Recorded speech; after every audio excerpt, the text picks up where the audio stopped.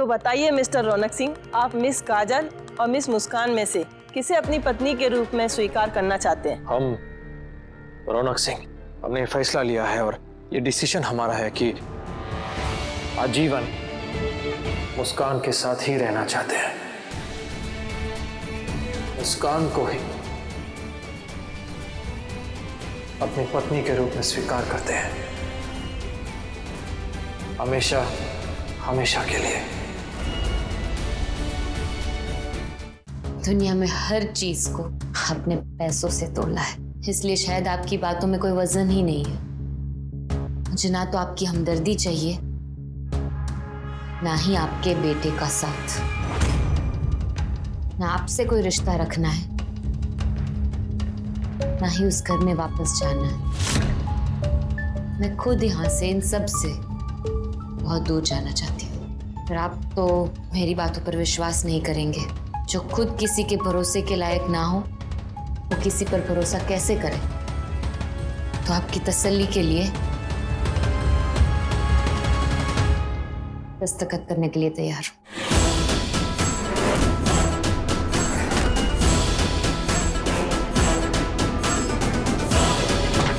रुक जाओ।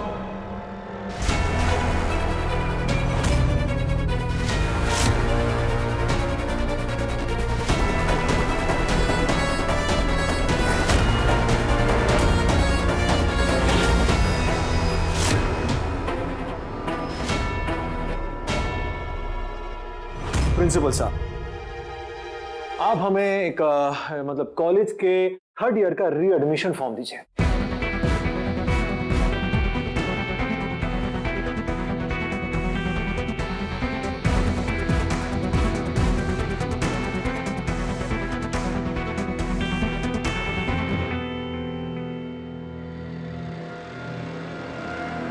Son of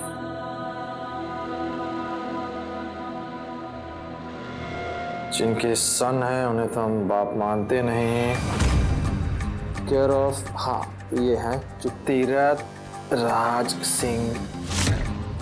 वो क्या कि सारा मतलब खर्चा पानी पढ़ाई लिखाई का जो खर्चा है पूरा जिम्मा जो है वो इन्हीं का है। तो ये हमने फॉर्म भर दिया। सिंह साहब फीस दे दीजिए। क्या हुआ सिंह साहब, अपने बचवा के लिए आप इतना नहीं कर सकते?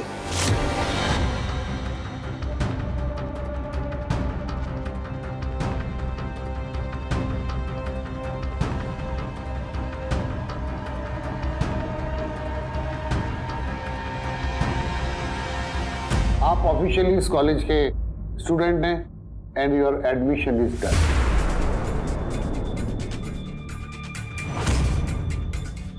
ये कॉलेज का आई कार्ड है अपनी। हाँ जानते हैं, हम लेकर आए हैं, हम जानते थे इसकी आवश्यकता पड़ेगी। ये लीजिए। ये क्या है? इस आई कार्ड पे उसी की फोटो लगानी होती है जो इस कॉलेज का स्टूडेंट है। हाँ तो उसी की तो फोटो है, मतलब जो स्टूडेंट है। नहीं हम स्टूडेंट ही हमने बहुत पहले छोड़ दिया। आजकल हम लोगों को पाठ पढ़ाने का काम कर रहे हैं। मिस्टर रौनक सिंह, ये फॉर्म आपने अपने नाम से भरा और मैंने इसमें साइन और स्टैम्प मार के आपको दिया है। तो आप इस कॉलेज के स्टूडेंट हैं, ताकि लड़की।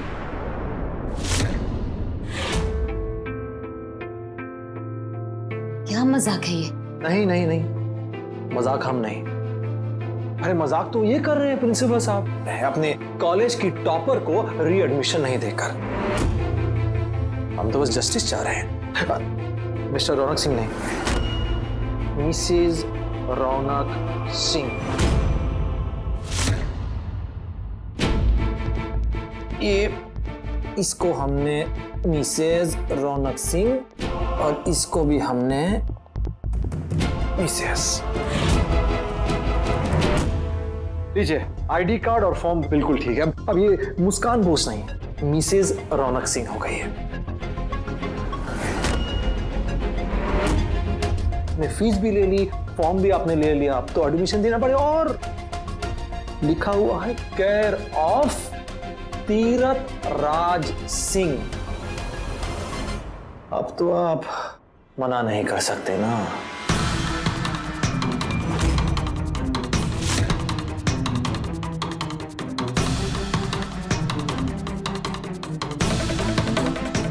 मिसेस रौनक सिंह, आपकी फीस और फॉर्म एक्सेप्ट हो चुके हैं, आप कॉलेज आ सकते हैं।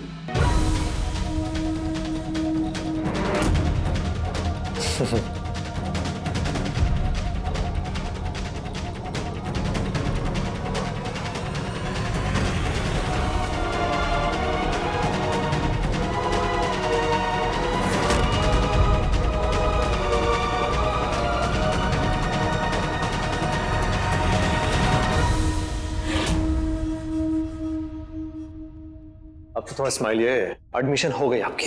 रिश्वत दे रहे हो ना आप? मैं अपना लीगल नोटिस वापस ले लूं इसलिए एडमिशन करवाया ना आपने? पर आपको बहुत बड़ी गलतफहमी हुई है मिस्टर रौनक सिंह जी।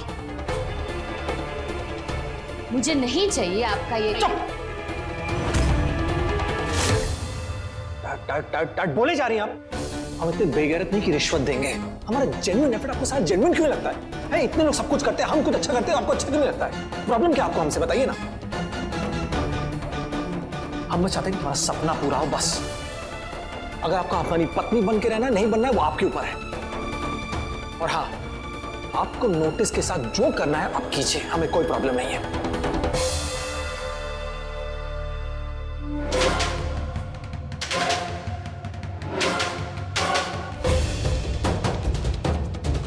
आईडी कार्ड, बधाई हो।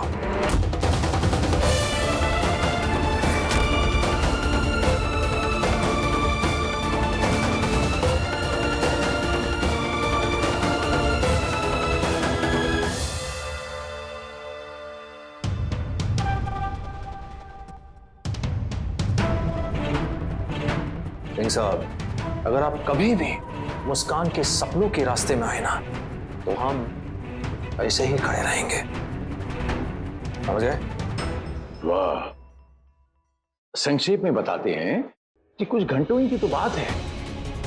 मीडिएटर मिसेस गांगुली अपना फैसला सुनाएंगी।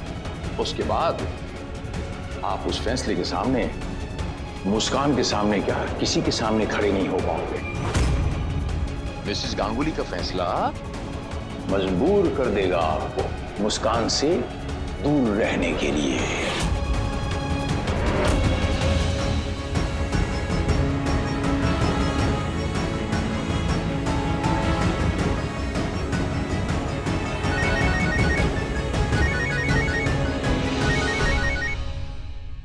हाँ जय मासी। हाँ मासी, मैं भी आई।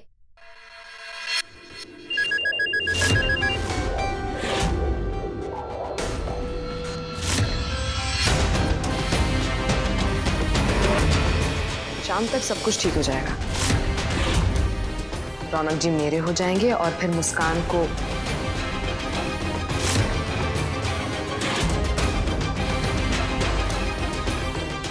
कितनी बार कहा है कि अपना ख्याल रखा कीजिए, आप टाइम पर दवाई लिया कीजिए और रेस्ट किया कीजिए।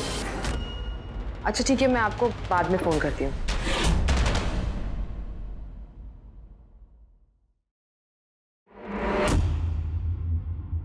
क्या हुआ? इसकी तबीयत खराब है? वो माँ की, देखिए ना, वो टाइम पे कभी दवा नहीं ले रही हैं, उनका बीपी लो हो गया है, वो ना वो रेस्ट कर रही हैं।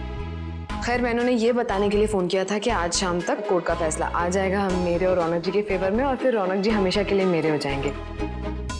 लेकिन वो है कि इस बात की टेंशन लिए जा रहे हैं। टेंशन तो होती है ना, माँ बाप हमेशा टेंशन लेते हैं बच्चों की। पर तू टेंशन मत ले, मैं एक बार इनसे बात करती हूँ तो तसल्ली हो जाएगी। हाँ नहीं नहीं नहीं माँ, आपको बात करने की कोई जरूरत नहीं है, मैंने उनसे बात कर ली है ना, और वैसे भी अभी वो आराम कर रही हैं। हम एक काम करते हैं, हम शाम को उनसे बात कर लेते ना, एक साथ सब मिलके उन्हें खुशखबरी दे देंगे। हाँ ये सही रहेगा।